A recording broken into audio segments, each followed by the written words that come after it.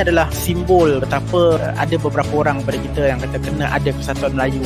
Saya melihat Malaysia sebagai... Tapi saya rasa penting kita memikirkan. Tapi tak ada reformasinya di situ. Namun begitu, Tidak bertindak, mana ada demokrasi? We have wasted the crisis dengan tidak membuat peraturan. Tapi the biggest shareholders of a government is rakyat. The biggest shareholders of a government is rakyat.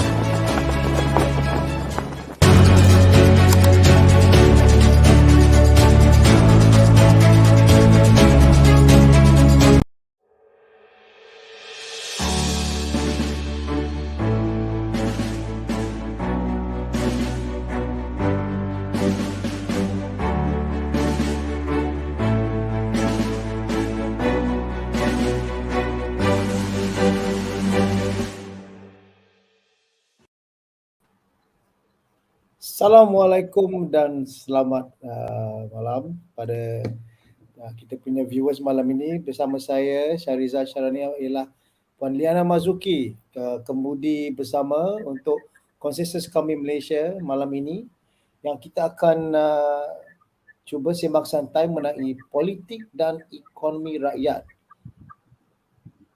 Puan LIYANA, mungkin kita cerita sikit pasal kami Malaysia dahulu. Seperti biasa, Kami Malaysia merupakan satu inisiatif yang dibangunkan secara bersama oleh pelbagai individu dan organisasi bukan politik yang non-partisan dan bertujuan untuk bersama-sama dan mengangkat suara warga Malaysia untuk membebaskan, memulihkan Malaysia daripada pandemik COVID-19, kemelesatan ekonomi dan paling utama sekali, kegagalan parti politik. Parti Malaysia adalah gerakan yang menaungi bersama pelbagai aktivis, akademia, pemimpin perniagaan dan korporat, masyarakat sivil, pemimpin masyarakat dan belia, ulama dan kepimpinan agama yang lain serta moral influencers sebagai kepimpinan intelektual yang memandu warga Malaysia ke arah masa depan baru untuk Malaysia yang lebih baik. Yang itu kita cuba mengenengahkan satu advokasi political culture yang memerlukan renewal dan cara kita boleh kita expand lagi talent dan capacity base kita dalam politik dengan orang-orang yang non-partisan yang berilmu dan mempunyai passion terhadap nation building dan politik tanpa warlordism. Mungkin Puan LIYANA kita boleh cerita sikit pasal topik kita malam ini. Silakan Puan. Okey, terima kasih Cik SHARIZAL. Okey, terima kasih Cik SHARIZAL. Kalau boleh saya perkenalkan diri, nama saya LIYANA MARZUKI, juga kemudi anda pada malam ini bersama-sama dengan saudara SHARIZAL. Malam ini Konsensus kami Malaysia membawakan satu topik yang cukup menarik. Topik berjudul Politik dan Ekonomi Rakyat. Saya percaya para penonton telah mendengar pembentangan Belanjawan 2022 yang dibentangkan oleh Menteri Kewangan pada hari Jumaat lepas, dan kita difahamkan belanjawan tersebut merupakan belanjawan yang terbesar dalam sejarah negara. Amountnya ialah 322.5 bilion ringgit. Ada kalangan para penonton yang mungkin layak mendapat bantuan atau handout. Ada juga kalangan kita penjawat awam yang mendapat bonus dan kenaikan. Tapi satu perkara yang saya rasa kita perlu tahu, iaitu baru-baru ini Jabatan Audit Negara telah memberi amaran kepada kerajaan bahawa hutang negara makin meningkat. Kita juga difahamkan kerajaan membuat hutang baru untuk menampung hutang lama. Jadi kita tertanya-tanya dengan belanjawan yang besar sebegini, adakah ia satu tindakan politik populis, membeli jiwa untuk PRU, ataupun ini merupakan satu belanjawan yang betul-betul rakyat perlukan? Ini malam ini kita akan kupaskan satu topik, sama ada kepentingan politik semasa membentuk polisi ekonomi negara dan sekiranya polisi ekonomi negara yang bertunjangkan kepentingan politik itu memberi implikasi kepada kehidupan kita sebagai rakyat biasa. Jadi persoalannya yang kita nak ketengahkan malam ini ialah sama ada kita merakyatkan ekonomi atau kita mempolitikkan ekonomi negara. Jadi kita bariskan panelis yang cukup pakar, cukup mahir, cukup terkenal bukan sahaja di Malaysia tetapi juga di pesada antarabangsa. Jadi mungkin saya serahkan kembali kepada Cik SHARIZAL untuk perkenalkan panelis kita. Silakan. Terima kasih LIYANA. Ya, memang panelis kita memang tidak perlu diperkenalkan sangat, memang tersohor, terkenal. saya ingin memperkenalkan panel kita pertama, iaitu yang berbahagia Profesor Dato' Dr. KAMEEL MYDIN MEERA. Ia adalah seorang adjunct profesor di Faculty of Economics dan Management Sciences International Islamic University Malaysia. So, salam Dato'. Salam. Semua dah makan? Ya, terima kasih. Background Dato' semua panels kita ni panjang-panjang, jadi kita kena sediakan sikit lah background untuk viewers kita. Beliau has taught, research, published, consulted in wide areas including in economics, banking, finance, including Islamic finance, sustainable development, money and payment systems, particularly known for his works on real money systems.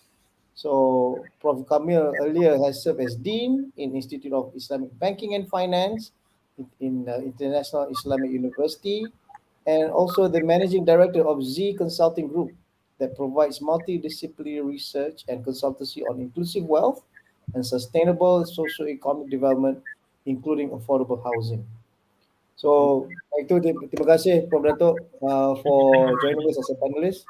And secondly, I also like to welcome Dr. Ma Hui Lim, seorang anggota Penang Forum. He's also a former professor and international banker.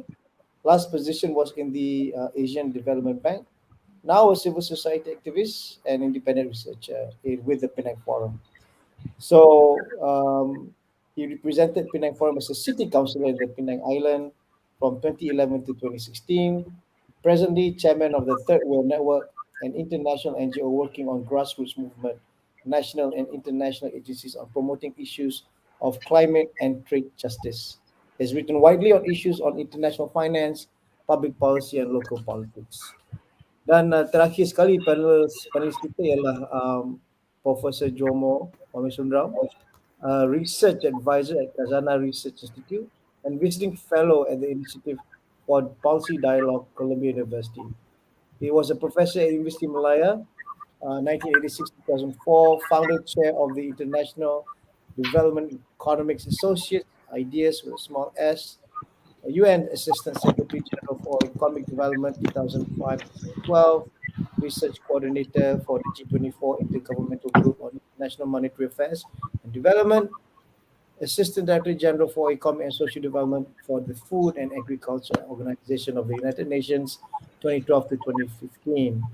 He has received the 27 Wasili Leontief Prize for advancing the frontiers of economic thought. Welcome Prof. JOMO. Selamat malam. Apa khabar? Baik, Alhamdulillah. Nah, itu kita punya panelis kita yang memang hebat-hebat semua. LIYANA, can I pass it to you to kick off our discussion tonight? Oh, me first. Okay. Just to start off, sebagai pengenalan ya, saya memang tiada latar belakang ekonomi. Saya percaya ramai penonton di luar sana juga yang menonton sekarang ni tiada juga latar belakang ekonomi.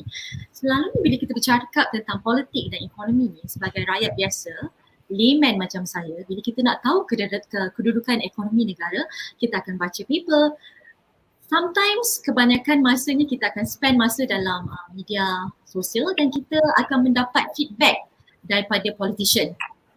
Dan kita dah lalui 4 kerajaan sekarang, daripada Barisan Nasional ke Pakatan Harapan dan Perikatan Nasional, dan sekarang namanya belum ada lagi tapi saya percaya Barisan Nasional Plus, dan mereka masing-masing mengatakan yang di bawah naungan mereka, di bawah pemerintahan mereka, ekonomi negara berada dalam landasan yang betul.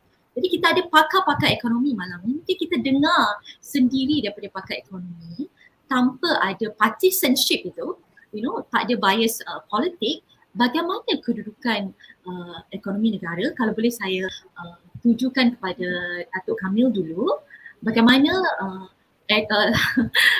kedudukan ekonomi negara, adakah kita berada dalam landasan yang betul untuk keluar daripada pandemik dan seterusnya memacu pembangunan negara.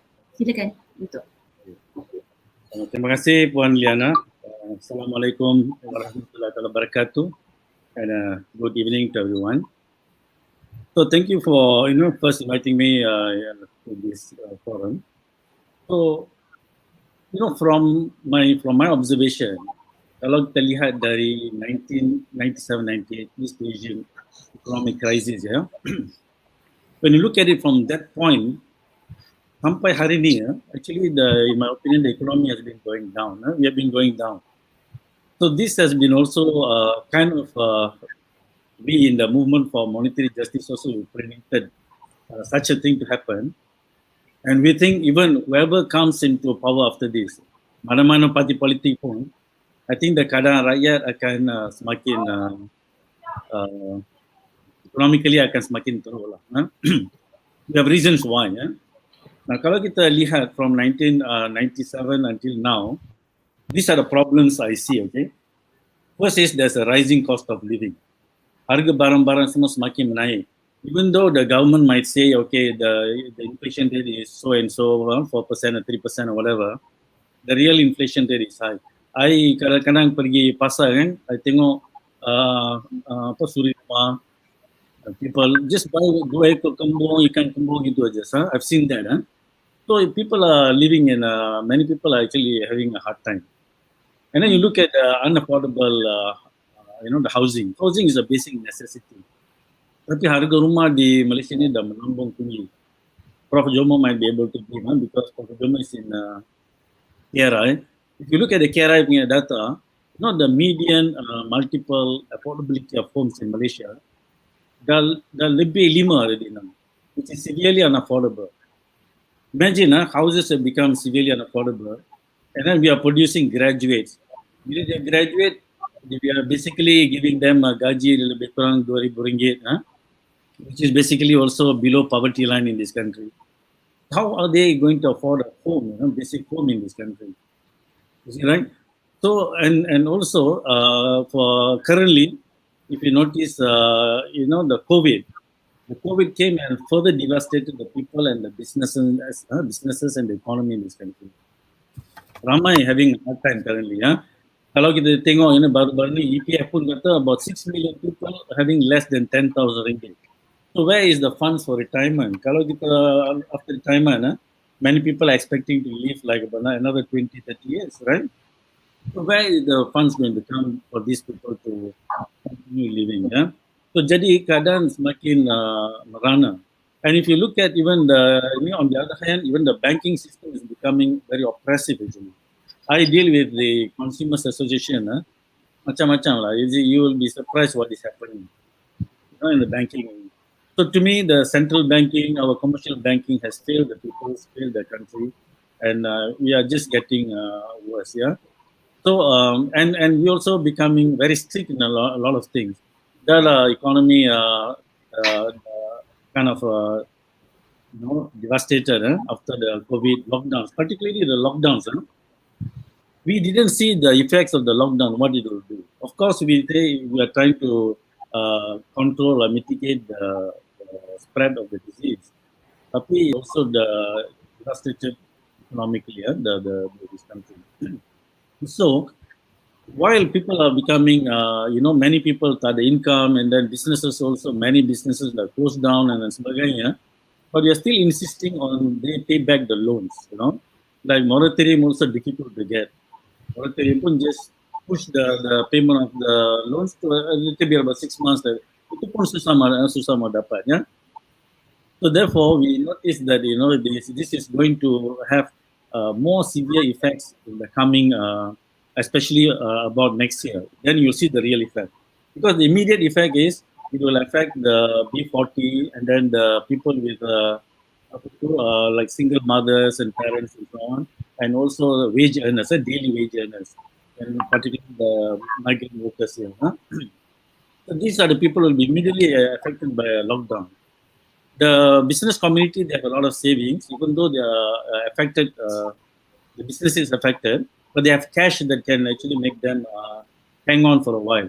So next year, I think I'm expecting a lot of bankruptcies and things like that to rise because of this. So the government must come in. For example, when the government was going to do the lockdown, did they think how they're going to help these people? For example, the B40, even the migrant workers, it's a moral obligation to actually help them in this kind of situation. So now we are saying a lot of Malays are being affected, the Boeing people are being affected. It is expected actually when we did the lockdown. So the other thing is, someone from academic background, my worry is the graduate unemployment, which is rising. Imagine last year graduates within the lockdown. Now this year we are going to produce more graduates. So where are they going to get jobs? How are they going to live? So these are the problems still lingering, and unfortunately our political system is not helping. Perhaps I'll let Prof. JOMO and our Dr. Lim also to address this. Then we'll come back to the solutions that I kind of would like to put forward. Yeah, thank you. Thanks Prof. Dr. Lim, tapi kalau kita tengok kan, dalam situasi pandemik global, rata-rata memang tiap-tiap negara mempunyai cabaran yang memang sangat berat lah. Rata-rata dan ekonomi global memangnya sedang ada dikatakan masih lagi menurun, ada yang sudah menaik. Tapi kalau kita bandingkan sejarah pembangunan negara kita, satu, dan dua, kita bandingkan dengan negara jiran kita, adakah Malaysia berada di landasan yang baik, mengikut trajektori yang sihat, atau memang kita sudah patut khawatir? Apa pandangan Dr. Lim? Ya, okey, terima kasih Encik Zahra, dan terima kasih kepada Konsensus kami Malaysia yang menjemput saya participate dalam forum ini. Ya, yes, Prof KAMEEL said, since the Asian financial crisis, ekonomi kita sudah macam more or less quite stagnant. We are trapped in the middle income trap, kita tahu. Okay, and of course compared to countries like Korea and Taiwan, which were in the 1960s poorer than us, we are far behind. Tetapi kalau kita banding dengan jiran kita, terutama Vietnam, kita memang mesti khawatir. Yeah, they are catching up very fast in a matter of 10 years. And mungkin Indonesia ada banyak masalah, tetapi mereka also getting some of their house in order and doing it. Like, okay, let's look at the economy from just a macro perspective. Ya, kita tahu GDP ada merangkumi from the expenditure point of view, make up of consumption, investment, government expenditure, dan the export minus import, whether we have current account surplus or deficit. And our consumption, is from about 60% to 65% of our GDP, which is quite high. All right, and the government wants to push consumption as the driver of growth. Tetapi ada masalah. Oleh kerana kebanyakan consumption, private consumption ini, okay, supported bukan by higher levels of income, tetapi higher levels of utang, household debt. Malaysia has one of the highest household debt in the world. Right? Our household debt to GDP is over 90% of GDP. Very, very high. Okay? And that is a problem. It can lead to crisis, number one. Okay? And number two, investment is very important part of growth. Kalau you bandingkan dengan Vietnam, okay, our investment is only around 20% of GDP. Before, during the Asian financial crisis, we were around 30%. Sekarang sampai kita tidak boleh naik over 20%, below 25%, yeah, down there. And Vietnam's investment is at 33%. And China is, of course, over-investing. They are at 45 to 50%. So this is a big problem. Okay? And I will show you know, this investment, kita, out of the 20% investment, only 10% is from private investment. Lagi 10% is from government investment. Jadi, you know, this is a major problem. And may I ask our people to show some chart about investment? Boleh kah? Minta. Okay. We always talk about, oh, kita mesti ada foreign direct investment. All right? But this chart shows you the orange line ialah foreign direct investment. Okay? The blue line, not many people know, is outward direct investment. Apa artinya dia ODI? ODI means pelaburan investment oleh warga negara Malaysia or, you know, companies of Malaysia abroad. So we are sending money abroad. And if you look just with the eyes, the amount of outward direct investment is almost equal, in some years, more than the FDI. You take 2011, FDI 15 billion, this is US dollars, $15 billion.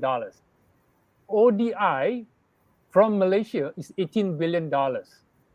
So this is a major problem. Why are our companies investing so much abroad? What are our problems ourselves? So ini ada satu masalah.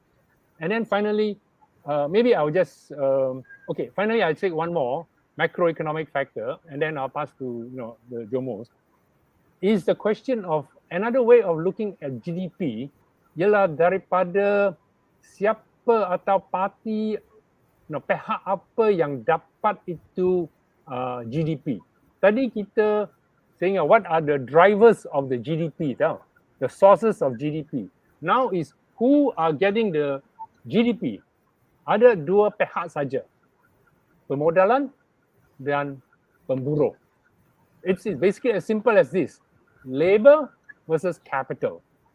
And like many other countries, okay, the share of GDP going to labor has been going down steadily since the 1970s. In Malaysia and many other less developed countries, our share of GDP going to pemburuh cuma 32-35%. Artinya 65% of the GDP taken by capital. Ini tidak seimbang. Jadi perkembangan bukan saja untuk growth, GDP growth, per capita income, ialah pengagihan. How is it distributed? We are talking about ekonomi rakyat. The rakyat, you know, menghasilkan itu penghasil, tetapi two-thirds diagihkan kepada pemodal. Ya, ini adalah masalah. Thank you. Thanks, Dr. Lim. Liana? Okay, thank you Dr. Lim. Saya masih ingat lagi ketika saya di universiti, kita punya pesaing kalau nak bercakap tentang ekonomi di rantau ASEAN, all I know is Singapore and Thailand. Now, you know, you have Vietnam and Indonesia also catching up. Sebagaimana yang Dr. Lim cakap tadi, is worrying because kita tengok Indonesia is catching up very fast. Even the FDI is like, you know, very, very large now. And saya baca juga Nikkei Recovery Index baru-baru ni yang dikeluarkan 31st September, Indonesia berada di tahap kedudukan 57 dalam 121 negara, Malaysia di tahap 108. Jadi, you know, maknanya Indonesia akan recover awal daripada kita. So, satu concern pada saya. Jadi, kita teruskan kepada Prof JOMO.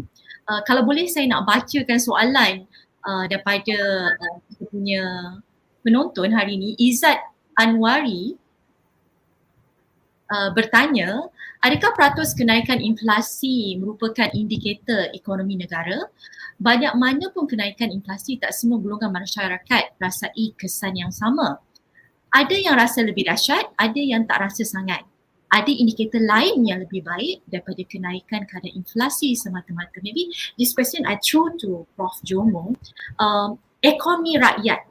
Macam saya lay person, I don't have background ekonomi. Selalunya kita melihat indikator ekonomi tu, kita pun tak tahu mana satu yang menunjukkan betul-betul ekonomi kita berada di tahap yang bagus. Saya pernah terbaca New Zealand, Jacinda Ardern pertama kali masuk untuk memimpin negara, beliau katakan, GDP is not a proper economy indication. So she shifted the policy of the country untuk meletakkan indikator ekonomi yang pada dia membawa kesan yang lebih besar kepada rakyat seperti inflation because kenaikan harga, employment rate dan sebagainya. Jadi maybe Prof JOMO, we need your expertise to tell us in terms of economic rakyat, apa sebenarnya indikasi ekonomi yang perlu kita tahu untuk menunjukkan ekonomi negara ni di atas landasan yang betul. Terima kasih LIYANA dan terima kasih kepada kami Malaysia kerana sudi jemput saya pada malam ni. Sebenarnya indikator yang penting adalah seperti dibincang oleh Prof Dato' Ahmad KAMEEL dan juga oleh Dr. Lim tadi. Kita harus tanya apa yang meningkatkan kebajikan, welfare orang ramai. Dan kita dapati bahawa walaupun tidak boleh dinafikan bahawa ekonomi kita telah banyak kembang dalam 6 dasarwasa sejak merdeka, kita dapati bahawa agihannya makin teruk. Di mana seperti ditekankan oleh Dr. Lim, kita dapati bahawa bahagian yang diperolehi oleh mereka yang bekerja, mereka yang bekerja telah merosot.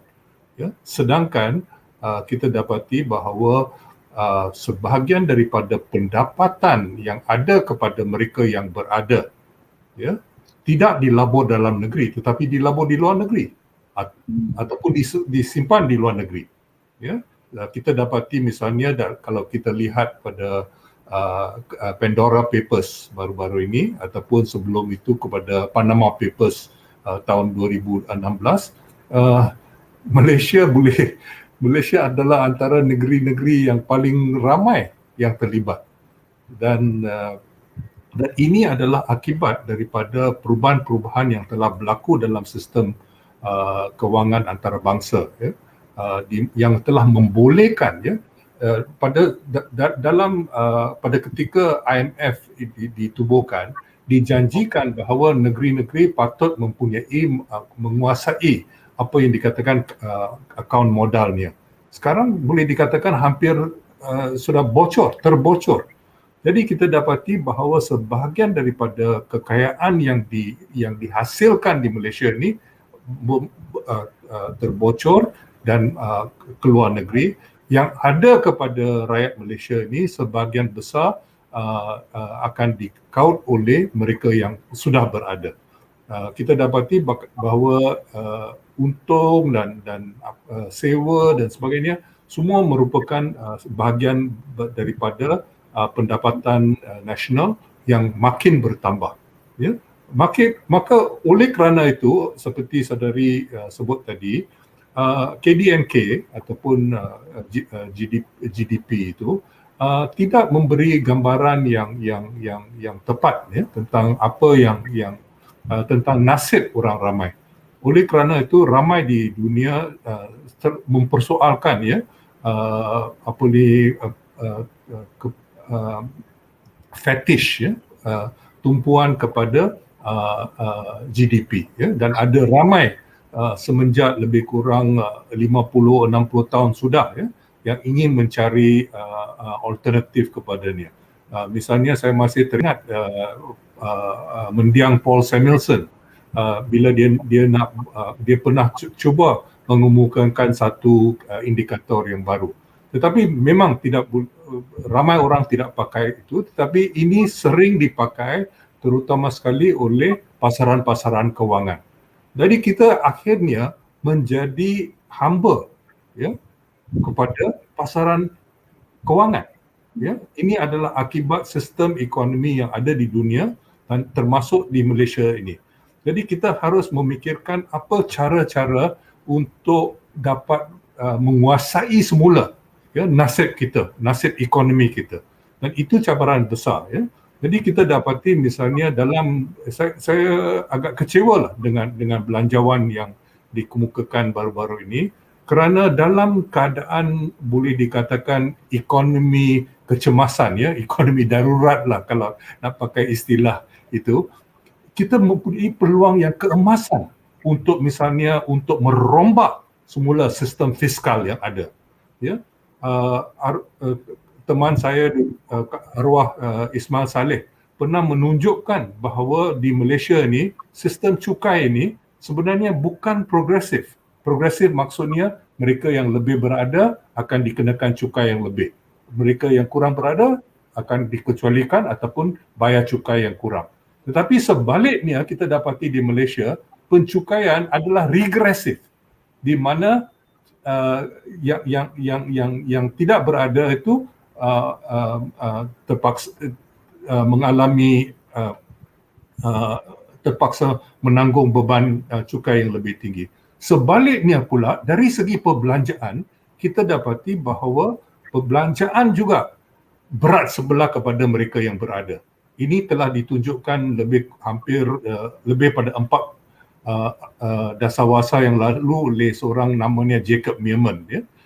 Dan sebenarnya kajian-kajian seterusnya tidak bertangan dengan itu, dan oleh demikian adalah amat penting kita tumpu kepada isu-isu yang berpatutan ya. Jadi kita dapati misalnya satu masalah besar di Malaysia ini, soal-soal bila kita bicarakan soal-soal ekonomi, segalanya akan dilihat melalui kacamata kaum ya. Tetapi sebenarnya dari dulu lagi ya, lebih pada setengah abad yang lalu telah ditunjukkan bahawa kalaulah ya faktor-faktor lain yang menjelaskan perbezaan pendapatan yang terdapat di Malaysia, dan hanya lebih kurang 5% yang tidak dapat dijelaskan oleh faktor lain. Katakanlah semua 5% itu disebabkan oleh kaum. Jadi kalau kita menggunakan satu alat, iaitu alat kaum untuk menangani masalah-masalah perbezaan, sudah tentu kita tidak akan mencapai apa-apa. Dan akhirnya pendekatan yang berdasarkan perkauman ini adalah akan membawa kepada ketidaksamaan masyarakat berdarjat. Kalau kita lihat misalnya apa yang berlaku di Afrika Selatan, dulu ada pendekatan perkauman yang berat sebelah kepada orang putih yang keturunan Afrikaner ya, yang berbeza dengan yang keturunan Inggeris ya. Dan kemudian ya ada apa yang dikatakan BEE, Black Economic Empowerment. Ya, memang sekarang ada bilioner kulit hitam. Tetapi apakah itu memberi manfaat kepada orang kulit hitam yang lain? Memang tidak. Jadi kita dapati bahawa malangnya kalau hasrat kami Malaysia ini untuk mengukuhkan satu masyarakat yang sepadu, yang dapat menghadapi cabaran sebenar dalam masyarakat, ini adalah masalah besar di mana kita terus melawan bayang-bayang perkauman, sedangkan soal itu sebenarnya sesuatu yang diperbesarkan untuk tujuan-tujuan tertentu. Dan kalau kita lihat misalnya dalam belanjawan baru-baru ini dari peruntukan dan sebagainya ya, peruntukan itu yang memberi manfaat kepada mereka yang kurang berada ya, yang di sekitar tadi Prof KAMEEL pernah sebut tentang bahan kajian KRI. Satu kajian yang tidak banyak dipedulikan, tetapi saya ingin menegaskan ialah bahawa lebih kurang 70% daripada masyarakat Malaysia sebelum pandemik sudah boleh dikatakan hidup susah ya. Mereka hidup susah bukan tidak dikira miskin, tetapi hidup macam lebih sedikit daripada kais pagi makan pagi lah ya. Mereka tidak dapat menabung. Jadi akibat itu seperti mereka menekankan, Profesor Ahmad Kamil dan juga Dr. Lim menekankan, akibat itu Malaysia ni ramai yang meminjam dan angka-angka resmi tentang beban hutang itu sebenarnya tidak memberi gambaran yang sebenar. Sebab mereka yang upah harian ataupun upah mingguan ataupun upah 2 minggu sekali itu, mereka itu pinjam daripada along, tidak masuk dalam akaun, dalam perkiraan yang resmi. Jadi kita dapati bahawa sebenarnya apa yang pengetahuan kita sebenarnya, kalau kita hanya mengharapkan angka-angka resmi, dan itu juga banyak angka tidak diumumkan, tidak diterbitkan untuk pengetahuan umum, akibatnya kita dapati bahawa kita boleh dikatakan kita dibawa macam lembu ya, untuk melibatkan diri dalam perang bayangan. Ya. Sekian. Terima kasih Prof. Saya tertarik dengan kita mungkin tertipu dengan bayangan perkauman, tapi kita juga mungkin ada orang kata sedang ditipu oleh bayangan gula-gula bajet 2022. Jadi saya juga ingin berjuta dengan persoalan di mana rakyat Malaysia banyak buat consumption makan hutang. Dan kalau kita tengok bajet kita 2022 ni, kerajaan pun macam buat teori pakai polisi yang sama, di mana hutang akan menjanakan the shortfall daripada revenue. Jadi, kalau rakyat Malaysia dah buat macam tu, kerajaan kita pun buat macam tu, bagi gula-gula lagi. Jadi berbalik kepada topik kita malam ni, politik dan ekonomi rakyat.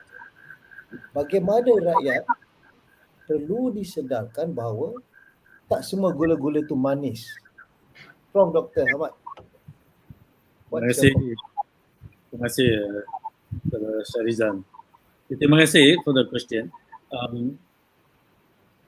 I have a slightly different view on this budget 2022 ni. Sebab apa? When I look at it again, the government has focused on education. Paling tinggi lebih daripada 50 bilion on education, higher than tahun lepas kan, lebih tinggi daripada tahun lepas. Then yang kedua mostly is spending on health. Education and health is the yang whenever you want to develop the human being. Economic development is human development. Yeah? Economic development is human development. So the government kind of spending in the right direction in that aspect lah. If I can interject, Prof. Dato', sorry. I just want to touch since you brought on education and health. So the issue dengan education dengan health ni dua. Satu, kalau kita tengok health, kerajaan telah membelanjakan lebih 60% on curative spending. Less than 10% on preventive health. Jadi kalau kita nak tengok dalam jangka masa panjang the wealth untuk rakyat kita, asyik nak tunggu sakit lepas tu baru kita nak ubat pun ada masalah juga. Nombor dua, kalau kita tengok education, kita ada banyak graduate yang gainfully unemployed. Ramai yang graduate masuk gig economy as low value delivery or low value F&B punya activities. So how does that improve our situation? Di mana kita gunakan wang tu, di mana, for example education, where we spend, health, where do we spend, One I agree with you, okay, the details of it, itu pun ada some suggestions on that. Tapi yang paling I actually this thing is apa yang ada masalah dengan budget currently is how do you finance it? How do you finance it? Pinjaman. Kalau kita pinjam, especially from overseas ke apa, as Puan LIYANA highlighted earlier, itu pinjam untuk bayar hutang yang lama lagi.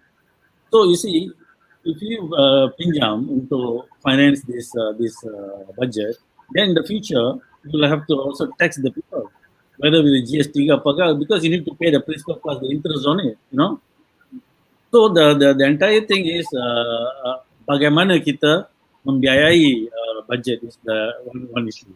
Another thing which I didn't like about what in the budget is, for example, the money given or bonus given to civil servants. Not that I'm against the civil servants.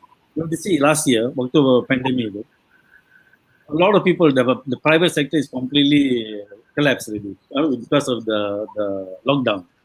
Tapi yang masih dapat the income, constant income is the public sector, the government civil servants. So when they are the only ones basically keeping the consumption going, and then this year also you give them a bonus, whereas a lot of people. So those are the other things that part of the things that I can question on the budget.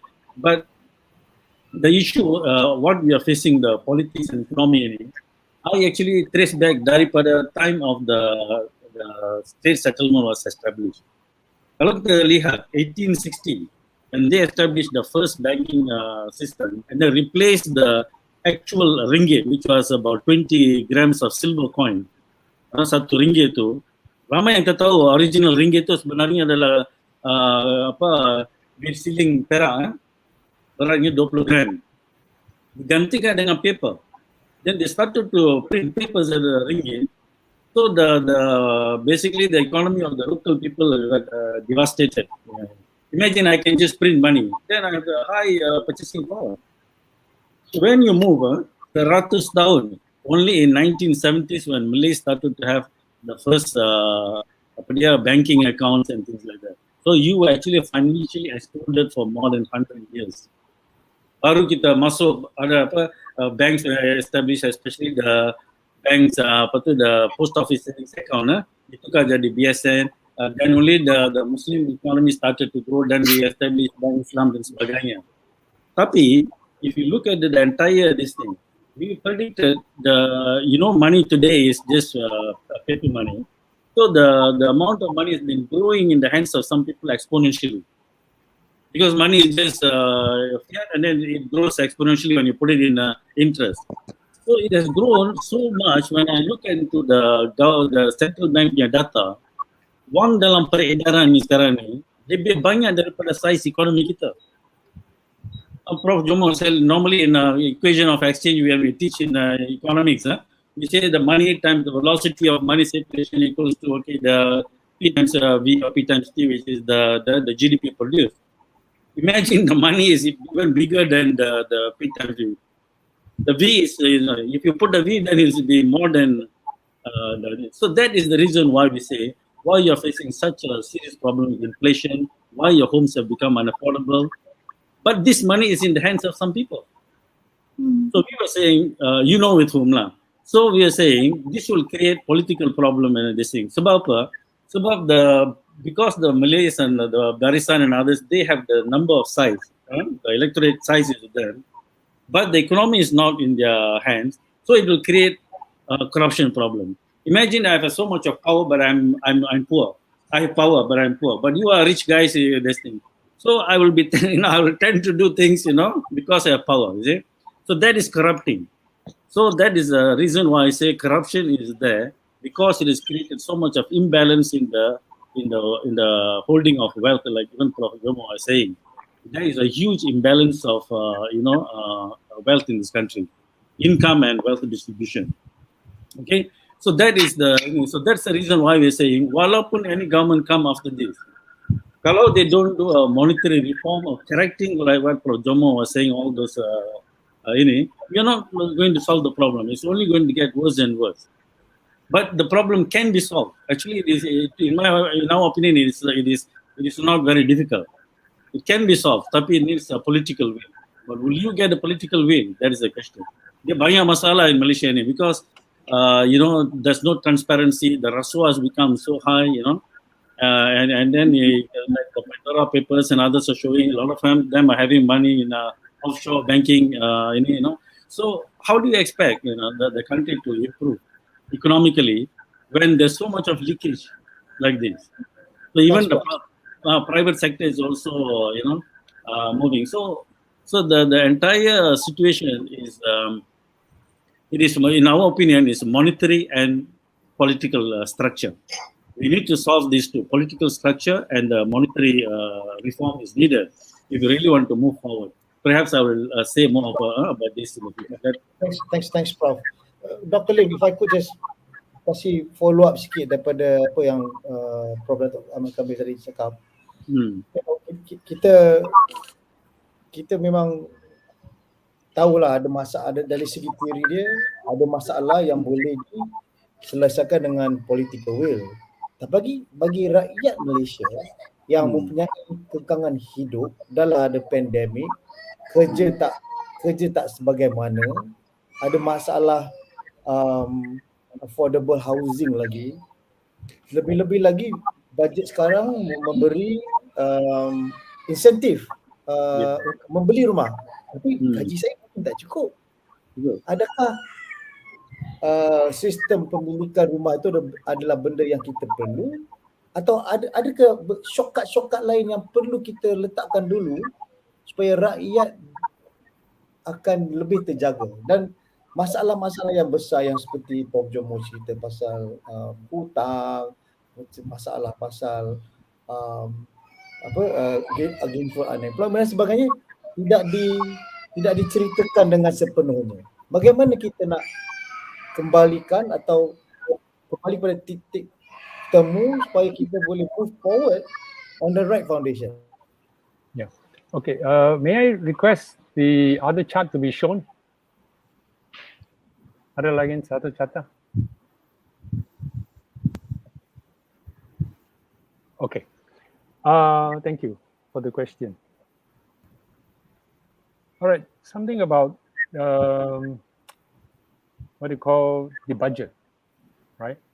Yang seperti yang dikatakan, pendidikan, sektor mempunyai, 50 billion out of 300, which is, almost close to 20%. And then comes health. The question bukan how much you spend tau. The question is, where it's spent, how it's spent, apa outcome-nya. Itu lebih penting. Yang you, SHARIZAL, rightly pointed out, if you spend 60% of your health budget on curative, tapi only 10% on what you call preventive, jadi you tak akan menyelesaikan itu masalah. Because as long as you produce orang yang tidak sehat, jadi you mesti memberi dia ubat and all this and that. Kita tahu, right? Malaysia, penduduk about what, 20% atau 25% ada diabetic. Okay, and this is a very big problem because if you got diabetic and you need dialysis, it's going to cost setiap bulan at least 2,000 ringgit per bulan tau, to do the dialysis. So the government have only a limited amount. The private sector charge 2,000, and then there are NGOs like Tzu and some churches that give it almost free. So it is a big problem. How do you solve this problem? You got to solve it at the source. And simple things to do is to make sure that you control the amount of sugar intake, right? And you mesti membuat undang-undang untuk mengkawal company, to reduce the amount of sugar that they put in the drinks, and put sugar tax and teach people not to take so much sugar or carbohydrates and all this stuff. Ini, ada langkah-langkah yang, tidak menggunakan banyak wang, tetapi ada kesan-kesan yang lebih, penting dan lebih efektif. Then we are in the wrong track. Another thing about, health. Actually, you look at this chart, gives you, this is from Khazanah, the household expenditure, di mana, average household di Malaysia belajar pendapatan mereka. The two biggest item are housing, yang itu yang hijau, the green one up there, and the next one is transport. The one that is one to the third one, the what you call light green. Okay, and you see housing takes about close to 20% of the total budget, and transport takes actually equal amount, if not more. Okay, and health, which is the dark gray one, is at the very bottom, and education is also at the bottom. Okay, so kalau kita mau, improve the kebajikan orang rakyat, orang umum, so we must look at where they spend the money and how they get the money. All right, so the income level, the average household income is around 4,000 to 5,000 ringgit. Okay, and they spend that properly amount, and they have very little savings. So it is important to have good housing policy. The problem is the housing policy. Again, it is not simply the question of supply, and ownership. You're bucking up the wrong horse. Okay, you must know why is housing prices so high. Why are housing prices? And the price of house growth is going much faster than the growth in the income. So ini tidak seimbang pertumbuhan ini. So the question is the government must control, mesti mengkawal the price of housing. Right? So they must come out with a policy to do that. That would step onto the toes of developers. Mereka tidak suka, mereka yang memberi banyak-banyak sumbangan kepada the politicians. So they basically cater to this issue. And we know that there are so many houses, the overhang of houses, right, is like 20% or 30% not occupied. In Johor is the worst one, and Penang and KL and all this stuff. So they have to come out with good policies to control the house, not simply giving them more money to buy houses and making it 100% you can borrow. Then they're going to kill themselves. This is the wrong policy. Okay, and one other thing is transportation. We know, and it is shocking that 20 to 25% of a person's budget is used for transportation. That's because they have to own a car. Even if you own a Proton Saga, you got to spend at least 500 atau 600, 700 setiap bulan untuk bayar insurance, road tax, dan rata-rata ni. And that is very bad. We shouldn't be. We should have public transport policy that make it easy for people not to own car, so that they can use public transport. Like in Singapore, right? Transportation budget is less than 10% of the household budget. And when I say good public transport, it is not pouring in billions and billions, to build MRT and all that stuff, and then to build the White Elephant project seperti itu, East Coast, railway, yang Prof JOMO sudah kata itu adalah White Elephant, memang, or to build, a bridge in Penang, the second bridge, which is only 10% used. Kita mesti, have much better public transportation policy. We don't have time to go into this, but these are issues that can be tackled with low amount of money. But then if in Malaysia, you tahu, Kalau if the project has got no money and all that, and politicians cannot get the kickback, they're not interested. They want to have mega projects, including in Penang. Okay, this is a big problem. Okay, thank you. Go ahead. Sorry, I just want to take up from there, Dr. Lim. Thank you. Apa yang saya boleh rumuskan daripada setakat ini daripada panelis ialah, we have all these issues regarding, our economy is kerana policy-policy yang ditetapkan oleh kerajaan. Dan kita boleh tengok juga baru-baru ni dalam belanjawan itu, policy yang diketengahkan for me is very feel good factor. Banyak yang feel good factor for the rakyat.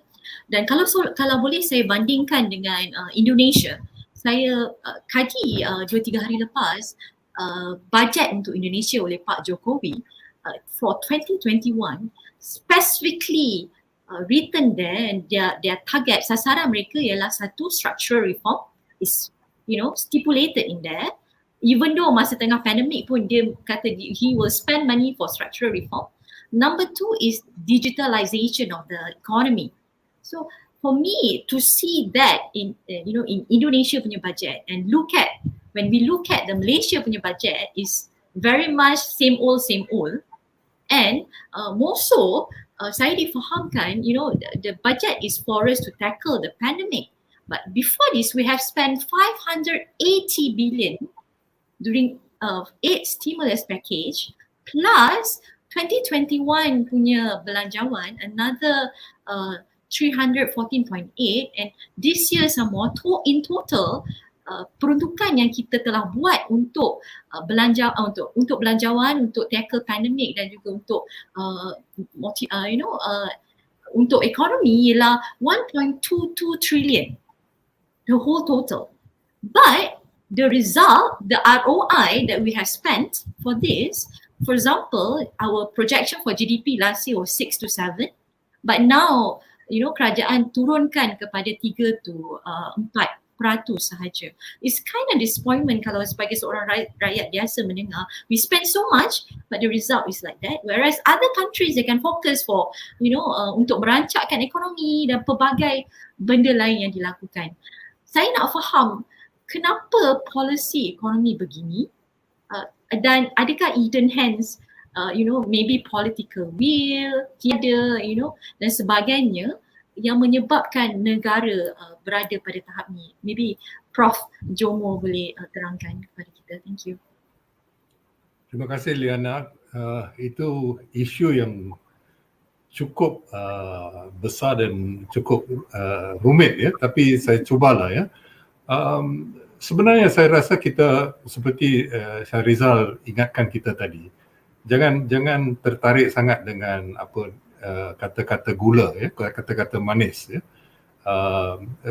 Seperti Dr. Lim ingatkan kita, makan terlalu banyak yang manis itu membawa pada kencing manis pula ya. Dan ini masalah Malaysia sekarang, walaupun ramai orang hidup lebih lama, tetapi bahagian terakhir kehidupan itu mereka kurang sihat ya, kita kurang sihat, dan sebabnya banyak kerana salah makan ya. Jadi saya rasa kita kalau kita rujuk balik pada perubahan struktural dan sebagainya, ini coran kata sebenarnya ya. Saya tidak mau komen tentang Jokowi ya, Pak Jokowi, tetapi kalau kita lihat di Malaysia, bila selepas Dr. Ahmad KAMEEL sebut tentang selepas 1997, selepas itu bagi saya sebelum itu pun bukan hebat sangatlah, tapi katakanlah kita tidak boleh nafikan selepas 97 pertumbuhan perindustrian itu semua terhenti. Dan kemudiannya bila Datuk Seri Najib menjadi Perdana Menteri, dia kata kita sedang maju ke depan. Kita membawa perubahan struktur yang kita idam-idamkan. Kita sudah tinggalkan tahap sekunder ya, dengan industri dan sebagainya. Kita sudah capai tahap tertiary ya, iaitu dengan menuju kepada perkhidmatan.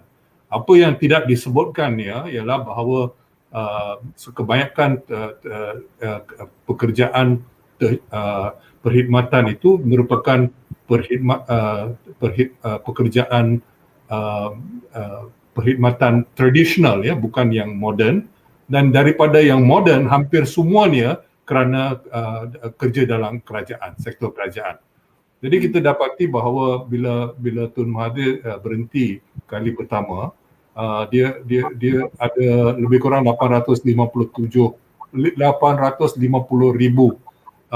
pekerja sektor awam.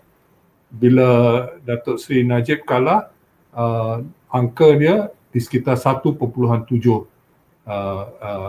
juta, ya, iaitu 2 kali ganda, ya.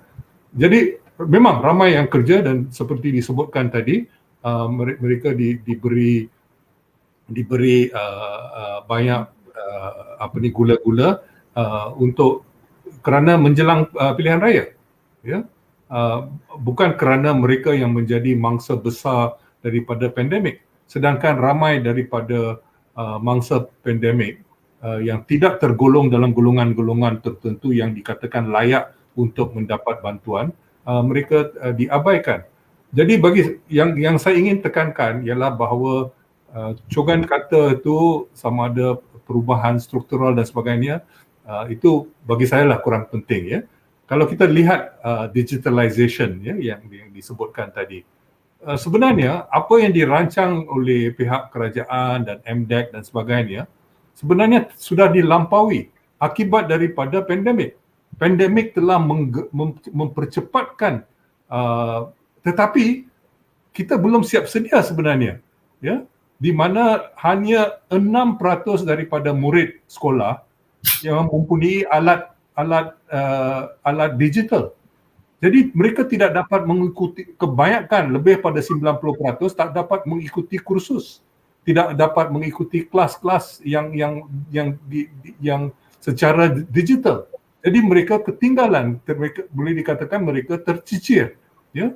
Jadi saya rasa soalnya sekarang ialah sejauh mana apa perubahan-perubahan yang dibawa itu akan membawa faedah. Sebenarnya misalnya usaha, memang sektor pelancongan telah dipukul, ya, pukul hebat. Tetapi apakah kita boleh mengharapkan sektor pelancongan untuk membawa penjana ekonomi baru, ataupun memandangkan bahawa penerbangan itu telah banyak berkurangan dan mungkin tidak akan pulih dalam jangka masa pendek. Kita dapati bahawa apakah wajar kita tumpukan banyak peruntukan untuk aerospace. Memang untuk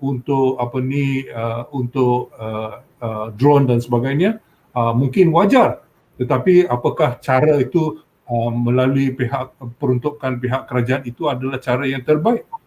Apakah tidak melalui misalnya syarikat GLC menyertainya ataupun melabur dalam syarikat yang sedia ada dan sebagainya. Jadi kita dapati bahawa kita tidak tahu, ya, apa yang sebalik apa yang diumumkan itu tidak dijelaskan kepada orang ramai. Orang ramai tidak yakin dengan langkah-langkah itu, sedangkan kita dapati bahawa kita terus diberi cogan kata. Tetapi saya ingin menekankan bahawa selain daripada kepentingan yang sedia ada, ya, yang mempengaruhi dasar dan sebagainya, developer yang mempengaruhi dasar harga rumah dan sebagainya, selain daripada kepentingan-kepentingan itu yang sekarang dalam kes Tengku Adnan di mahkamah dikatakan bahawa sumbangan politik itu okey, ya. Jadi kita dapati itu merupakan satu keputusan mahkamah yang cukup besar implikasinya, ya, cukup besar implikasinya. Dan jadi kita dapati bahawa seolah-olah tidak ada tidak ada segala-galanya, sebab Liana tadi bertanya pada peringkat awal tadi, apakah ini dasar untuk rakyat ataupun dasar untuk politik. Ini kita dapati bahawa sebenarnya selain daripada hakikat bahawa dasar itu bukan untuk rakyat, tetapi kita dapati bahawa kerajaan, pihak pemerintah juga seolah-olah masih belum sempat bertindak secara sepadu. Kita dapati kaitan antara belanjawan dengan RM12, adalah kaitan, tapi sikit sekali. Dan kalau apa lagi dengan antara kementerian-kementerian. Rakyat Malaysia berhutang budi terhadap Kementerian Kesihatan selepas apa yang telah dilakukan. Tetapi apakah peruntukan untuk kementerian itu telah bertambah untuk mengatasi masalah-masalah kekurangan kaki tangan dan sebagainya? Kita dapati seperti saudari sebut tadi, business as usual. Jadi keazaman untuk membawa perubahan itu tidak direbut. Saya harapkan bahawa seorang menteri kewangan yang tidak menjadi ahli parlimen, saya mengharapkan lebihlah, tindakan yang lebih berani dan sebagainya. Dan oleh kerana itu boleh dikatakan bahawa perubahan-perubahan yang perlu, bukan hanya dari segi perubahan struktur seperti disebutkan oleh Saudari LIYANA tadi, tetapi perubahan-perubahan lain yang perlu untuk memajukan tanah air. Hampir semua tidak kelihatan lah, sama ada dalam RM12 ataupun dalam belanjawan. Oleh kerana itu saya cukup sedih dan merasa hampa juga bahawa dana yang besar dalam kuan yang dijanjikan untuk generasi muda yang tidak akan dapat faedah daripada hasil daripada minyak dan sebagainya, itu juga telah diambil dan tidak ada apa-apa, bukan dipinjam tapi diambil. Dan kita dapati ada banyak lagi dana-dana amanah yang masih tidak telus. Orang ramai tidak tahu berapa banyak yang ada, bagaimana dibelanja dan sebagainya. Jadi saya rasa peluang keemasan yang ada, iaitu untuk menjamin ketelusan supaya accountability itu meningkat, supaya tata urus itu dapat dimajukan, telah terlepas. Sekian. Terima kasih Prof. Saya ada soalan susah. Tadi Prof ada bangkitkan bahawa kaitan rancangan Malaysia dengan bajet terkini ni sikit sekali. Tapi kalau kita lihat dasar Shared Prosperity Vision Kemajuan Bersama 2030 dan juga rancangan Malaysia ke-12, banyak permasalahan telah dinyatakan. Cuma respon bajet 2020 tu macam senyap sikit. Jadi Prof, Dr. Datuk, macam mana kita boleh angkatkan bajet ini sebelum dia diluluskan supaya kita boleh lobby atau advocate? Cuba kita selesaikan masalah ini. Boleh ke tak boleh, Prof Datuk?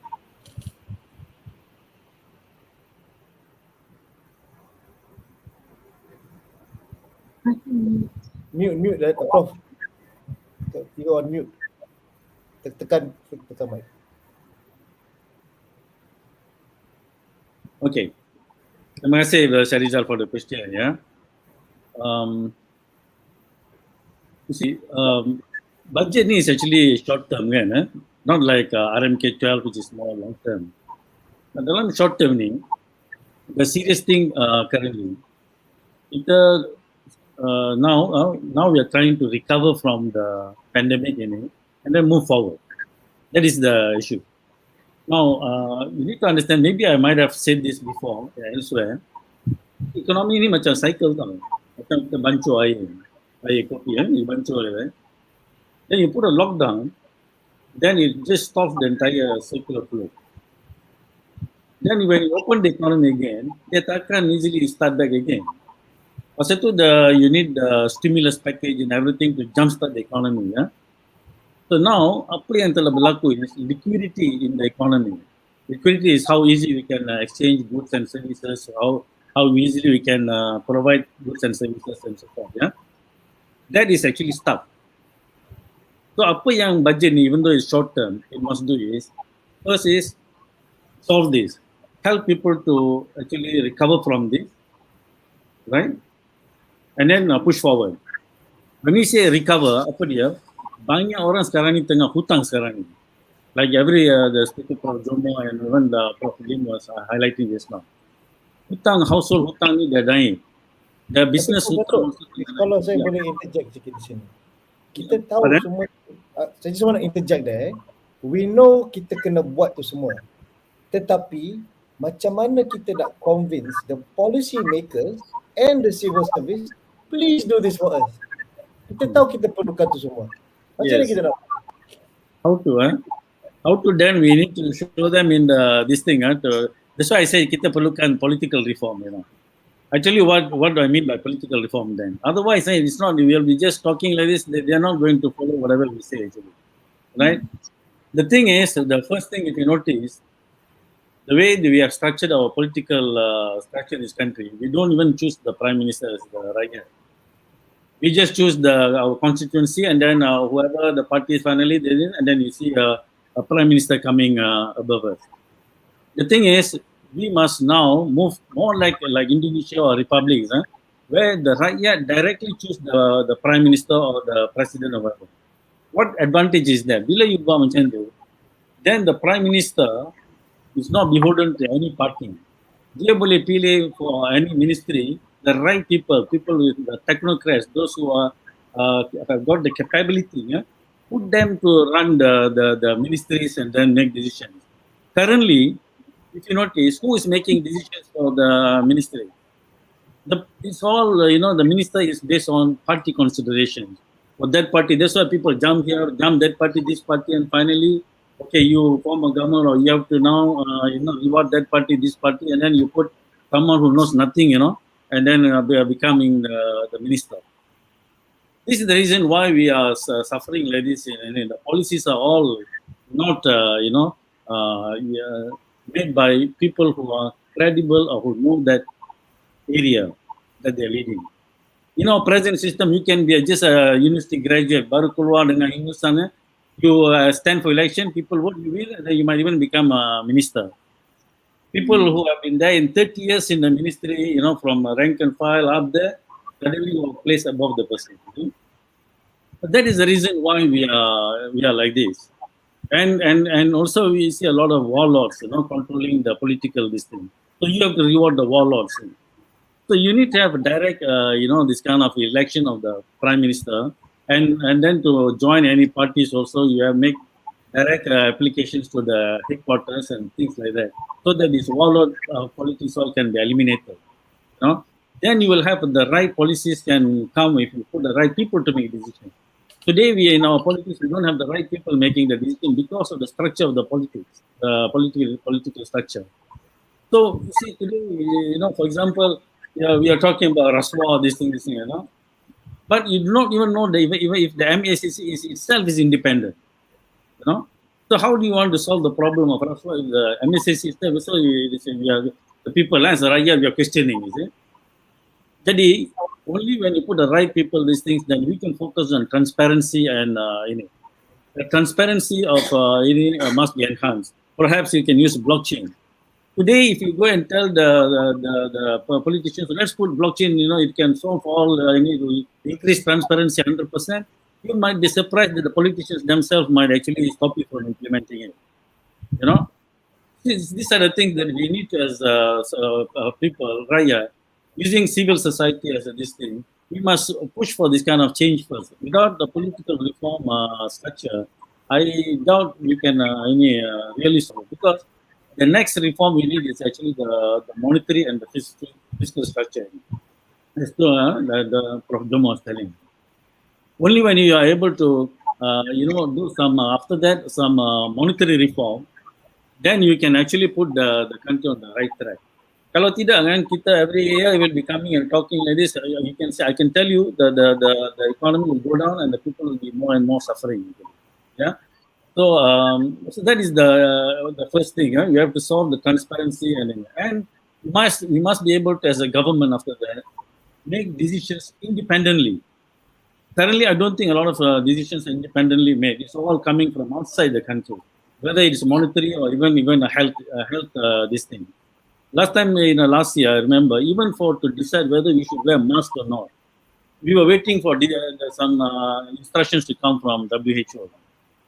Nak pakai mask aja, as though we don't even have experts.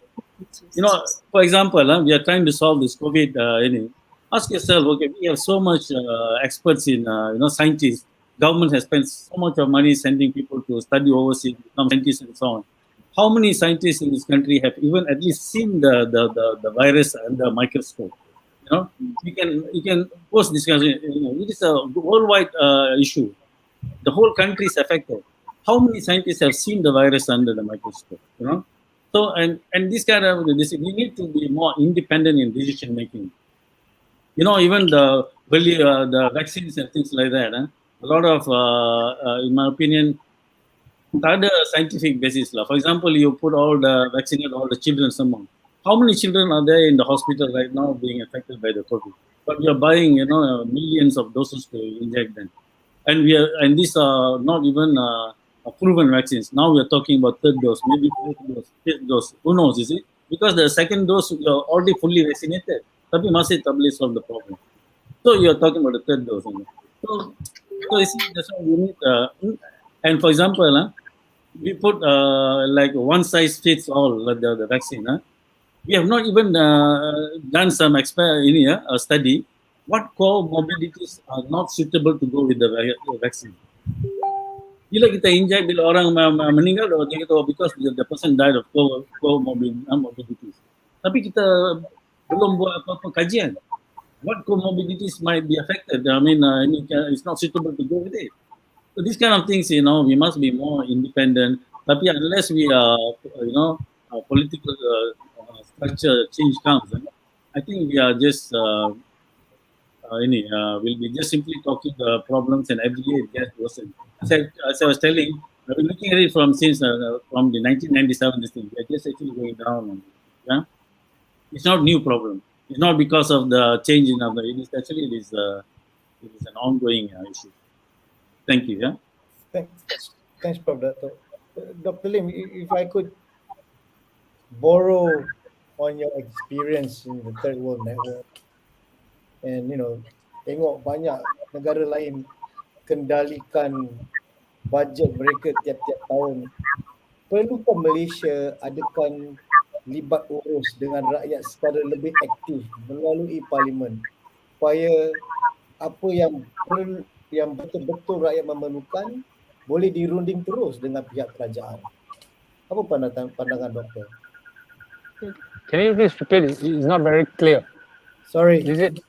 Yeah. So I want to borrow your experience from the third world network.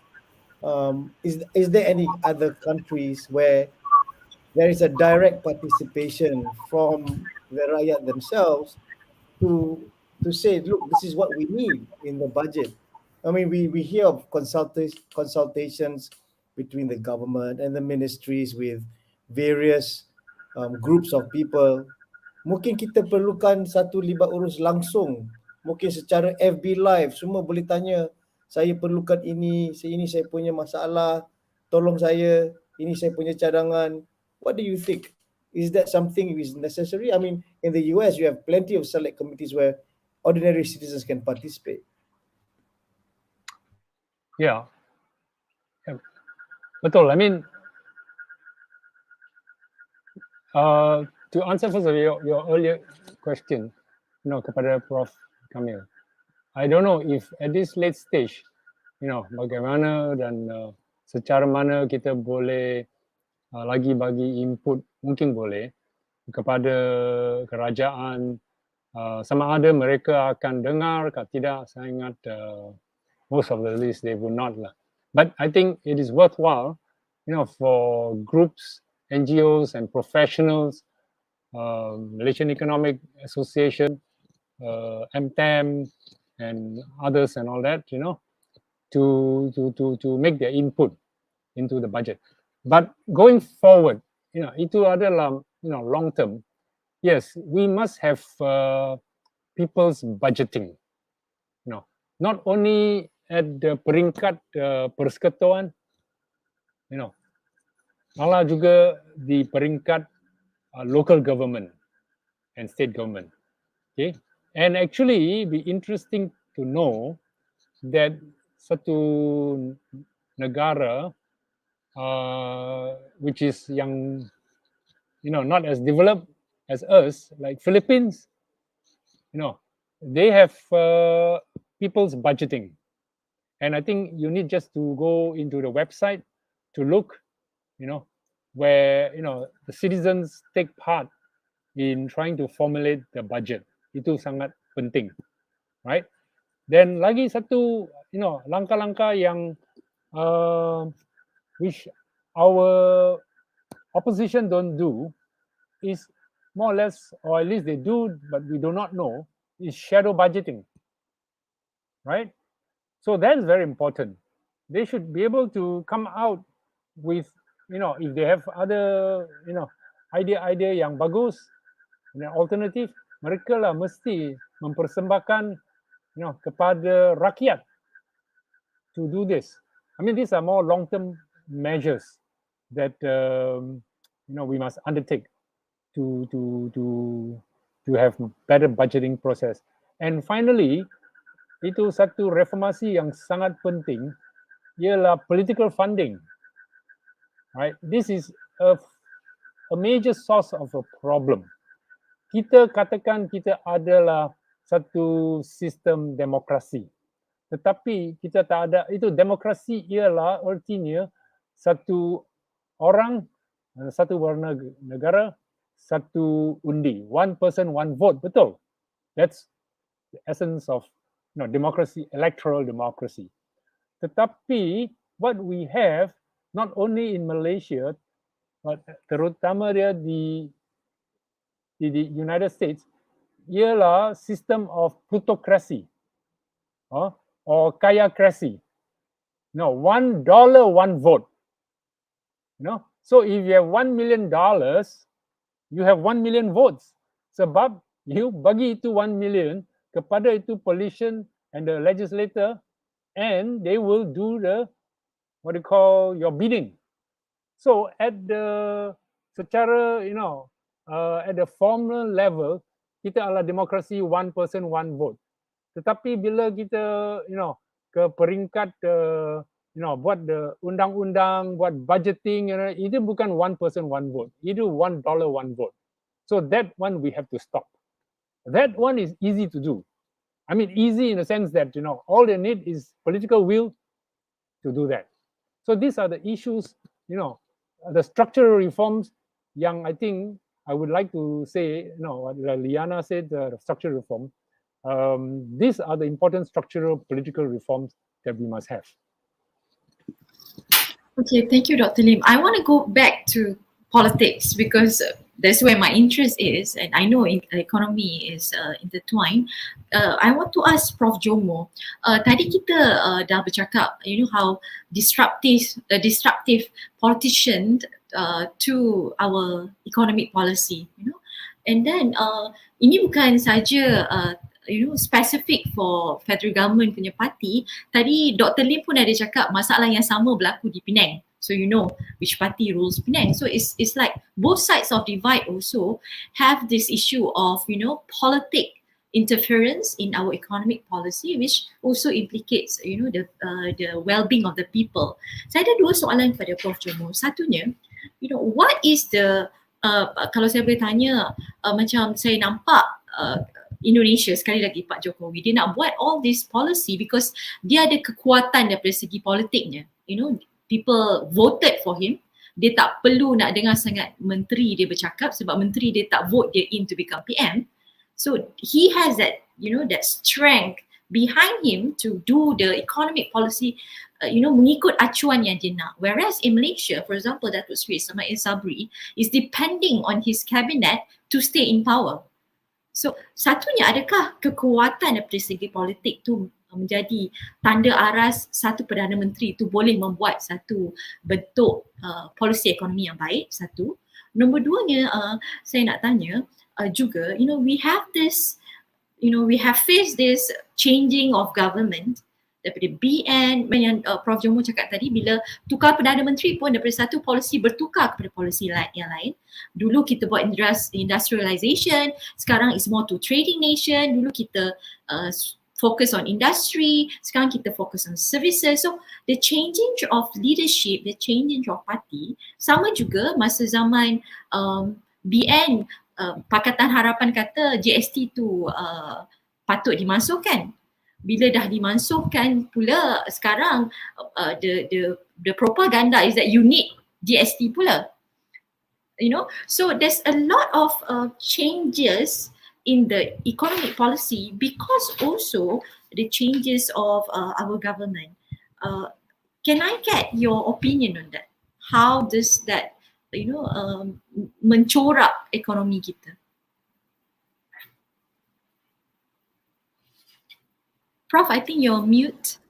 You're muted. Terima kasih Liana.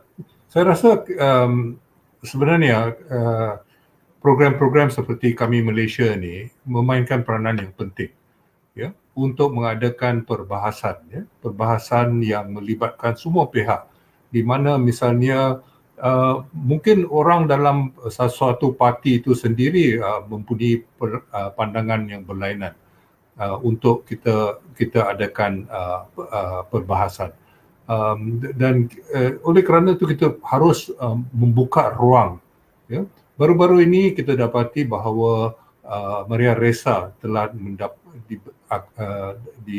dipilih untuk mendapat hadiah Nobel untuk perdamaian. Saya ingin ingatkan para penonton, 60 tahun sudah ada mogok yang telah diadakan oleh pekerja-pekerja utusan Melayu. Ya, pekerja-pekerja utusan Melayu mogok selama lebih pada 100 hari. Bukan untuk mencari lebih banyak gaji ataupun syarat kerja, tetapi untuk melindungi kebebasan akhbar. Ya, kerana pada waktu itu Tunku Abdul Rahman melalui Menteri Besar Terengganu ingin membeli utusan Melayu dan mengambil alih utusan Melayu untuk dijadikan lidah partinya. Jadi kita dapati bahawa ketua pengarang dan semua pekerja telah bermogok selama lebih pada 100 hari untuk isu kebebasan akhbar, bukan untuk soal duit. Ini sesuatu boleh, saya telah mengarang beberapa artikel mengingatkan orang ramai, ya, bahawa Said Zahari, iaitu ketua pengarang utusan Melayu waktu itu, merupakan satu tokoh, bukan tokoh Malaysia saja, tokoh antarabangsa. Ya. Dia semacam Mandela sebagai satu tokoh, ya. Dan kemudiannya dia telah pergi, dia telah dibuang negeri di Singapura dan dia ditahan selama 17 tahun, ya.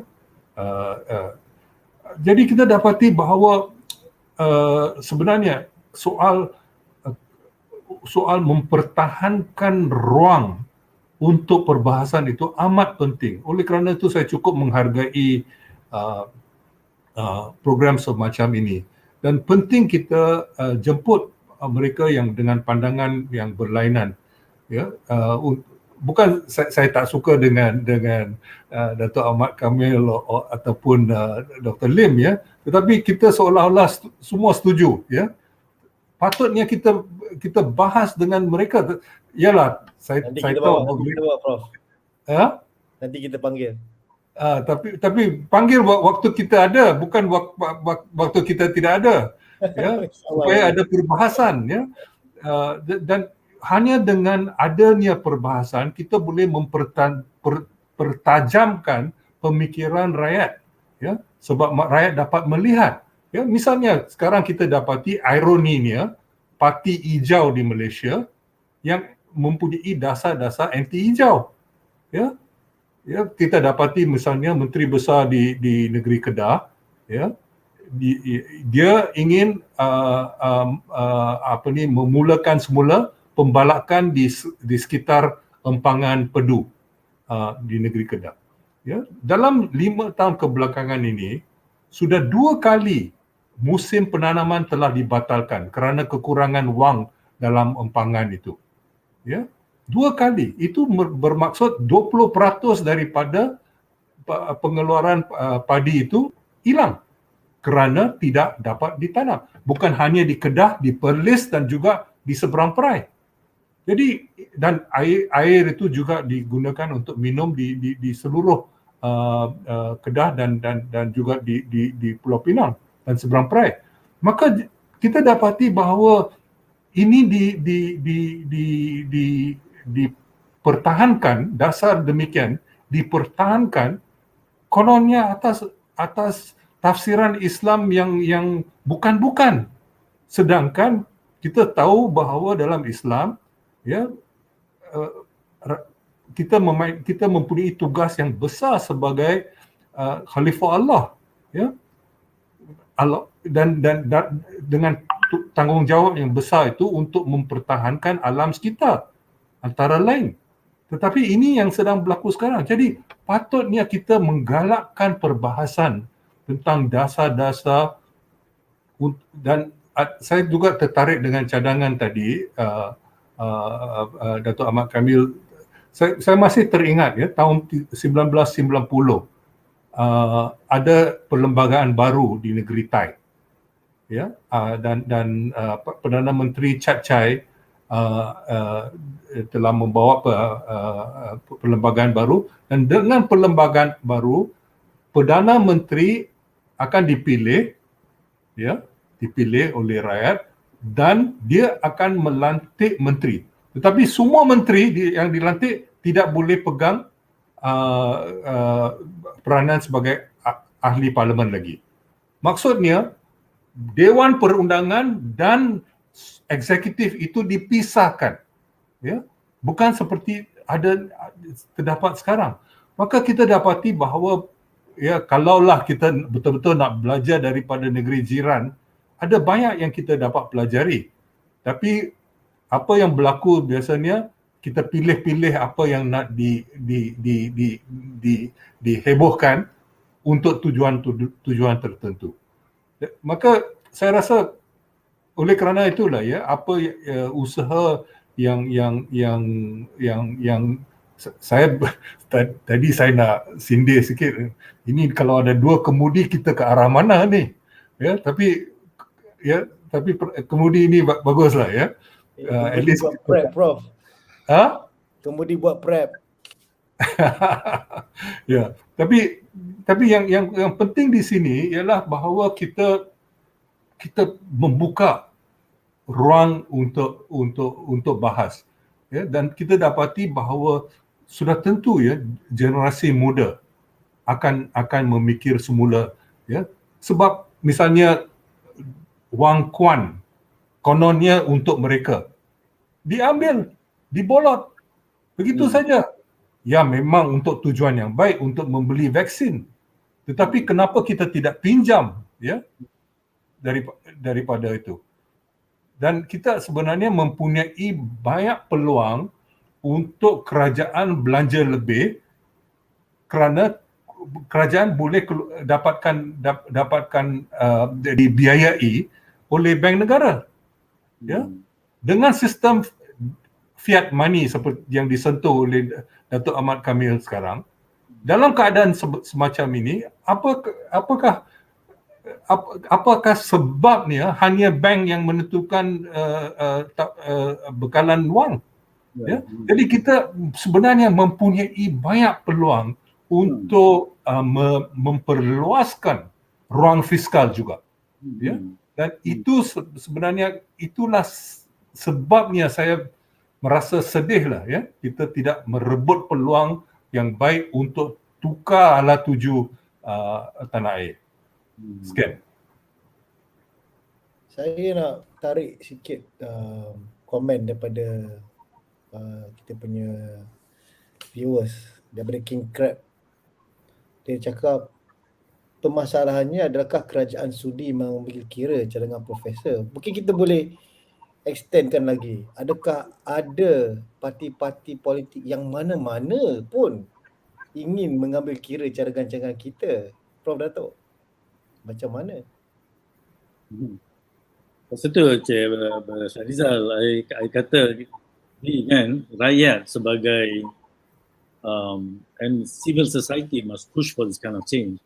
I notice Puan LIYANA punya ini as example tadi kan from Jokowi punya and Prof JOMO with Thailand, we're coming to a kind of consensus. We can see hanya bila rakyat pilih the top person, then a lot of things will fall in place. So kita kena as a rakyat must push for this kind of reform, and this is the time to ask for reform. So, seperti mana I was telling also, see now to move forward ni, we need the businesses, individuals, households, they need help actually. Jadi we cannot until the economy starts moving, we must pump in money. The government must pump in money to jumpstart the economy. Macam last year kita dah buat stimulus package. Bila kita dah buat stimulus package, lepas tu buat lockdown lagi sekali, habis all the previous ini. Macam saya kata tadi, you bancuh air dan you dah letak sebelum lagi sekali. So you have to start all over again. You are back to square one gitu ya. Jadi the issue is okay. That's why the budget amount of 300 50 billion or whatever the budget is actually necessary. But the issue is how do you finance? Macam Prof JOMO kata tadi kan, why the banking sector is holding the monopoly into the creation of money? We need to give it back to the responsible government. Maybe it has to be controlled through parliament, Jadi that's the reason why we are supporting movements like sovereign money concepts or public banking, like the way in the US there's a public banking institute. They are also pushing for this kind of thing. So we need to push so that the government can actually create the money needed. Of course, if you create too much of what, you might create inflation lah. Tapi it will give the government the resources of the nation to solve a problem without going to overseas or mana-mana pinjam duit on the interest, and ultimately you will put the burden on the future generation. Jadi kita orang suggest among the reform is even follow the MMT, modern money theory we call it. Under modern money theory, the government has the right to create the money of the country. Of course, any government has the right to create the money of the country. But unfortunately, that's not what is happening. Most of the money, 90% or 95% of money is actually created by the commercial banks. So the government must take this power, create the necessary money needed, spend correctly, and if it did create some inflation, use the taxation to pull back the money and reduce the. So use taxation as a means to control inflation rather than as a source of income like in today's system. So these are the things we need to push, because the issue now is even not only now, even for RMK 12, because it's going to be a long-term solution, is how to finance to move forward. Many people, they don't understand the effects of lockdown. They ingat, okay, lockdown, so semua orang duduk rumah, okay, buka balik, everything will start back again. No, it's not like that. The effects of lockdown is it will destroy the liquidity in the economy. So you need to jumpstart again. So the banking, monetary, the banking reform is actually necessary for us to move forward because of this. Then even we must think carefully also. I don't know who is putting this, where this policy is coming. For example, unvaccinated people, okay, you cannot go dine here, you cannot pergi sana, you cannot go to mall somewhere. Imagine, now the penjarakan is still on. Sorry, I'm having some coughing. So penjarakan is still on, right? So even if you go to restaurants, you still have to sit with social distancing observed. So if you put the unvaccinated now cannot go and sit and cannot patronize this thing, likely you actually reduce or delay the recovery of the economy. So to me, who is bringing this kind of policies? There is no proof of the vaccinated people like me. I'm vaccinated. I'm not anti-vaccine. I'm vaccinated, but they say it will be still possible to get the disease and you can also spread the disease. But that is also true for the unvaccinated. So why are you bringing this kind of policies that can actually delay the recovery of the economy and people will be suffering more? So these are the things we need to solve, including even the budgets. A lot of funds, even the last two budgets, a lot of money was allocated for mental health. A lot of people are suffering. Ramai yang commit suicide. So open the masjids. Spiritual this thing gives you this thing. To overcome mental stress. Open the masjid. You can ask for penjarakan ini. Especially now you go out, you rarely see the women phone call going, only the now men will control the numbers 350 like that.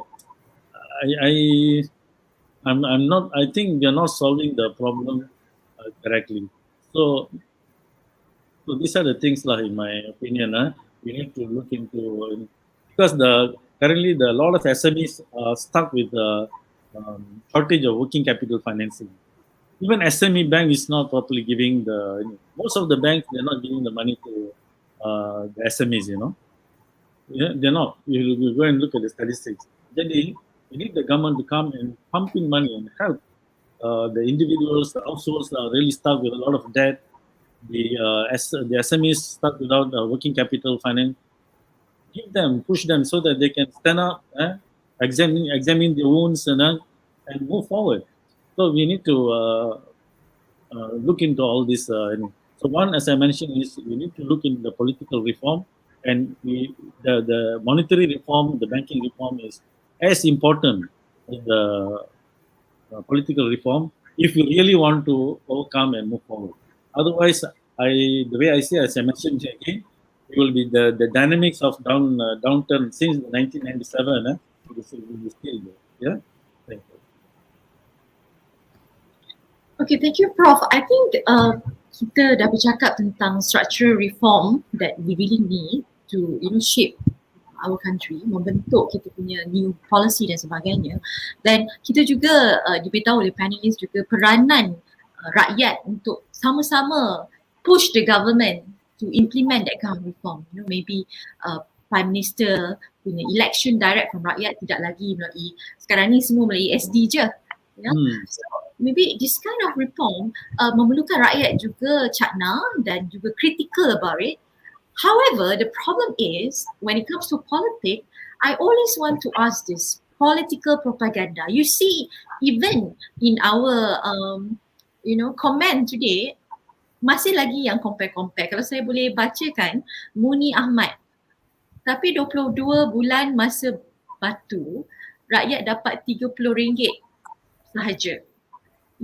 That political propaganda yang to bagi kepada rakyat, padahal kita tahu yang there's different dynamic. One particular kerajaan, sebagai contohnya PN, dan PN dulu is very generous in terms of spending, tapi masa zaman PH mungkin nampak kedekut, tak bagi dan sebagainya. Mungkin ada isu bila dia tengok keadaan sebenar ekonomi yang memerlukan saving. Saya nak bertanya pada Prof Lim satu lagi, isu sekarang propaganda politik mengenai debt, our debt. Our debt we have increased to 65% against GDP. However, the sentiment out there, the people are worried. Why is it we have this much of debt? Kalau kita compare dengan ASEAN lain, tadi saya ada buat research, Malaysia in 5 developing nation in ASEAN, kita yang paling tinggi. Kita debt 62%, Indonesia 48%, Thailand saya rasa 51%, Malaysia yang paling tinggi. However, there's this movement yang downplay it. We can see many of the politicians saying that it's okay to make debt. nothing wrong with making that. We can pay later. Don't worry about it. So my question to Dr. Lim, how is it political propaganda, shaping the mind of our people, at the end of the day, shaping how government make the economic policy? Okay.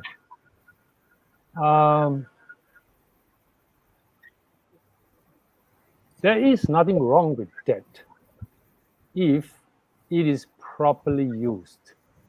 Kalau keuntungan digunakan untuk melabur, untuk membangunkan, kemahiran rakyat, right? And can increase productivity so that, you can therefore, have growth. Then there is nothing wrong, with that. It has to be used wisely.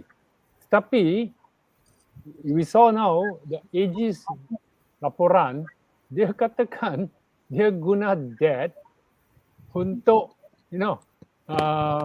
membahayakan principal, I don't know, even interest. So then that is not healthy. I mean, that's one thing. Okay, so the question is, how do we keep the government in check to make sure that the debt is used productively? This is a big problem. Dan kita ada harapan kah? Saya tidak tahu, sebab tiap tahun AG bagi laporan and it's the same old story. Okay, it's the same old story. So what is the point? I don't understand. And what is it? Korupsi masih bertambah. It's not going down. Well, that's because, as they say in the pepatah is the rod starts of the fish starts from the head, and if you don't go after, our former prime minister, who is a convicted criminal, is supposed to be in 12 years jail, but then dia masih ada dapat VIP treatment, can go here, go there, police escort. Macam mana itu orang yang the small guy, dia juga mau ikut itu bosku. It's a style. Okay, so this is a major problem, number one. Lagi tu debt. Okay, ada banyak negara yang debt-nya sangat-sangat tinggi. Seperti in what they call Japan, the debt to GDP is like 80%. Nah, sama dengan what they call China. Tetapi apa yang penting dalam negara-negara ini ialah kebanyakan untung, bukan untung, what is it? The debt surplus dimiliki oleh warga negara, by the local people, orang tempatan, right? But however, the Malaysia and in Indonesia, our government bond market, utang, the bond market, 35 to 40% dimiliki oleh warga luar negeri. Ini sangat-sangat bahaya. Sebab mereka akan datang bila dia ingat, dia mau melabur di sini, buy your debt. Bila dia suka, dia keluar.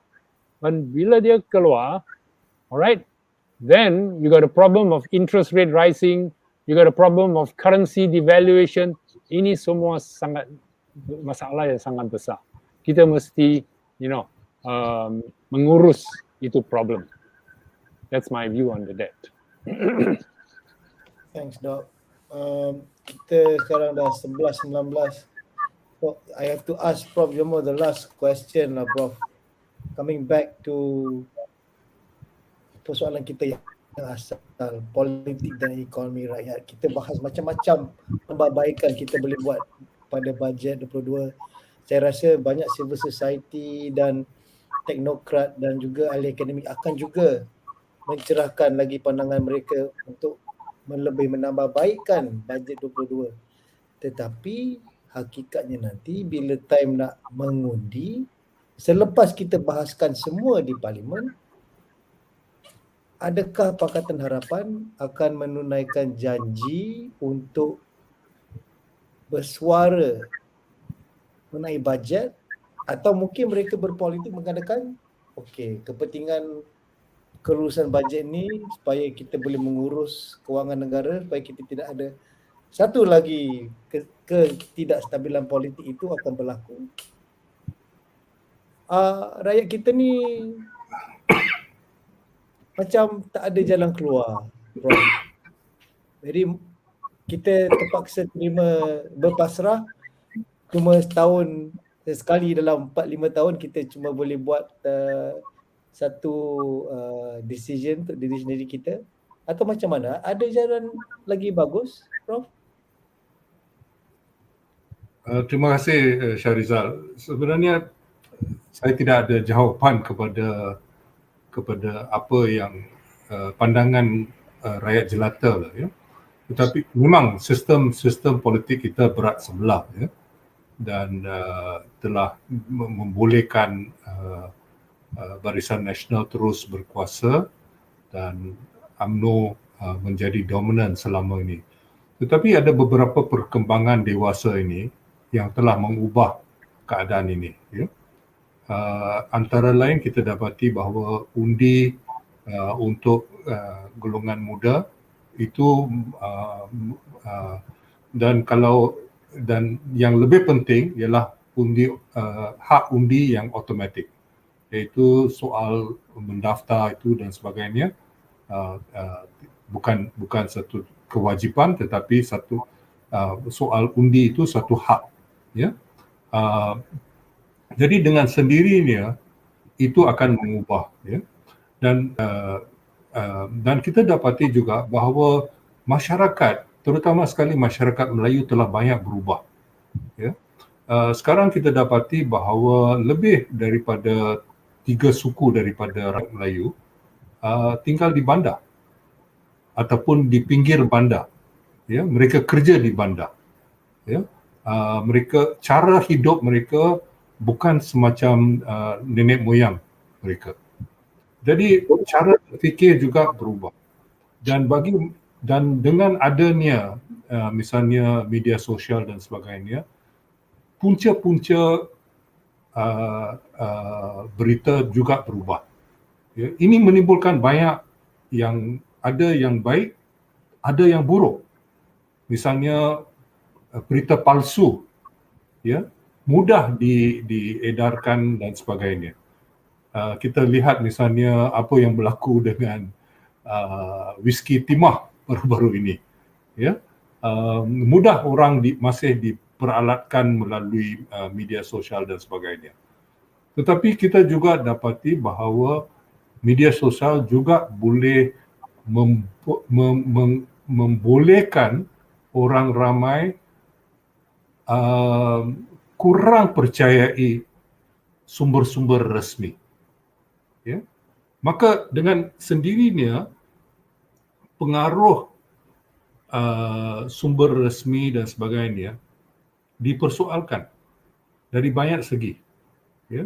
Dan itu semuanya, dan kalau kita lihat keputusan pilihan raya, 2 pilihan raya yang sudah, kita dapati bahawa sebenarnya bukan hanya PRU yang lepas, tetapi sebelum itu juga Barisan Nasional tidak dapat majoriti daripada undi rakyat, ya. Dan lama kelamaan ini akan mempengaruhi tuntutan apa yang dikehendaki rakyat. Sama ada ini akan dilihat dalam pilihan raya akan datang, belum pasti, ya, belum pasti.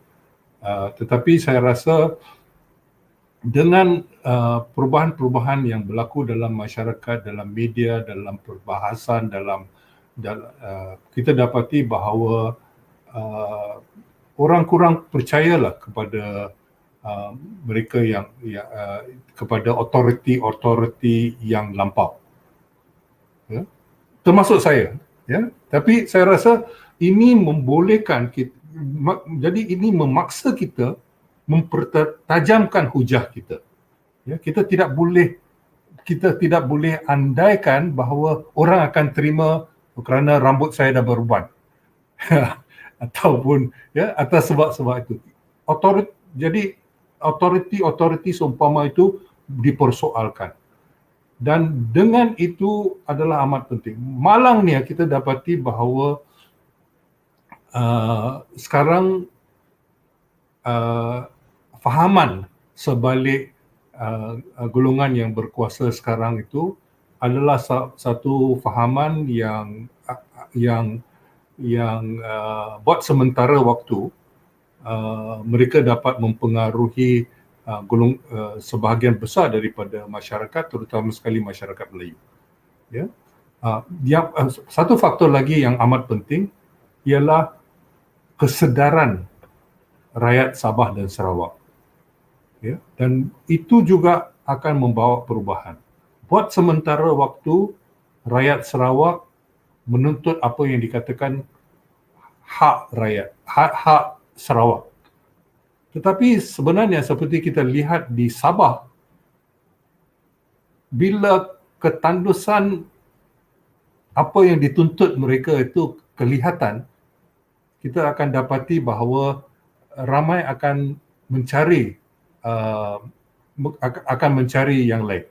Jadi akibat daripada itu, perubahan dari segi pengundi, sumber-sumber yang mempengaruhi rakyat yang berbeza, dan yang amat penting saya rasa ialah pengalaman dalam 4 tahun kebelakangan ini.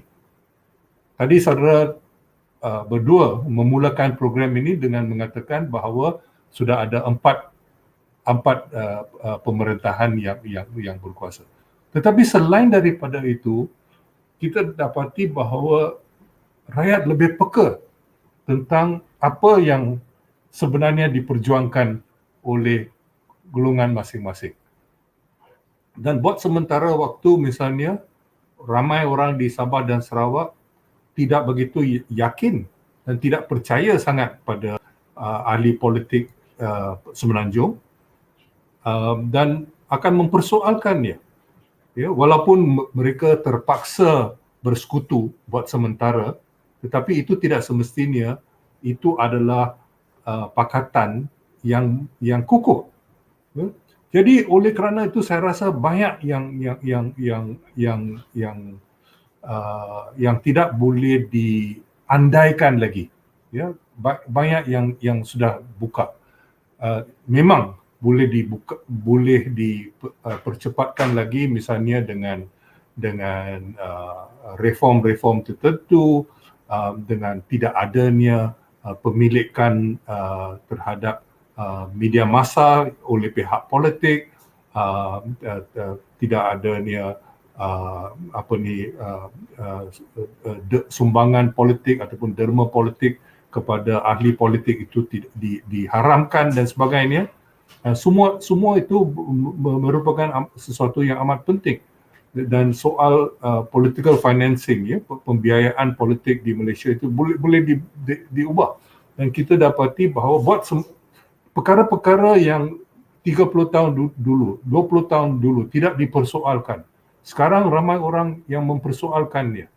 Jadi saya tidak pasti, saya tidak yakin perubahan itu akan datang dalam sehari dua ataupun setahun dua. Tetapi perubahan itu sedang berlaku dan akhirnya mereka yang memberi gula-gula yang Saudara SHARIZAL sebutkan tadi itu, ramai orang akan sedar bahawa gula itu ya manis, tapi dalam apa yang ada dalam gula itu dan apa pula kesan buruk daripada gula itu, termasuk kencing manis dan lain-lain. Maka saya agak yakin, ya, Tetapi soal yang besar sekarang ialah apakah kita ada luxury masa, ya?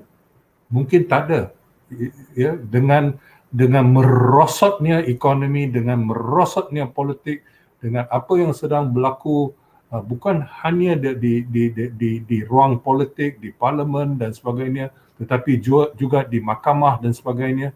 Ini semua sudah tentu tidak meningkatkan keazaman orang ramai, ya, keyakinan orang ramai, apalagi keazaman untuk kita terus maju.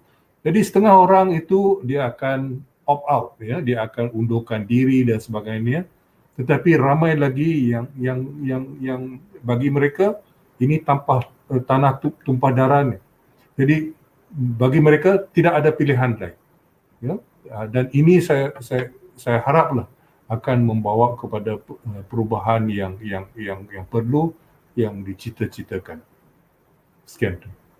Terima kasih Prof. Jadi kalau boleh saya rumuskan, memang betul lah kuasa rakyat itu memang kuasa keramat. Dan jika kita perlukan perubahan yang lebih cepat, rakyat terus kena bangun, terus kena minta hak mereka supaya ditunaikan, dilunaskan, kerana itu saja jawapan dia. Kita kena pastikan kita undi ahli-ahli politik yang betul-betul mencerminkan kehendak kita dan karakteristik yang kita mahu di dalam seseorang ahli politik itu. Dan itulah kerananya kita adanya Kami Malaysia. Kami ingin memberi penggalakan, strong advocacy supaya kita buat pencerahan minda dan keberanian baru untuk cuba menukar dengan yang terbaru dan terbaik. Dari itu, terima kasih saya ucapkan kepada Prof JOMO, Dr. Lim dan juga Prof Dato' Dr. Ahmad. Saya SHARIZAL dan bersama saya juga malam ini LIYANA MARZUKI untuk Konsensus Kami Malaysia. Terima kasih kepada semua. InsyaAllah kita akan bertemu. Terima kasih. Terima kasih semua. Assalamualaikum dan selamat malam. Assalamualaikum.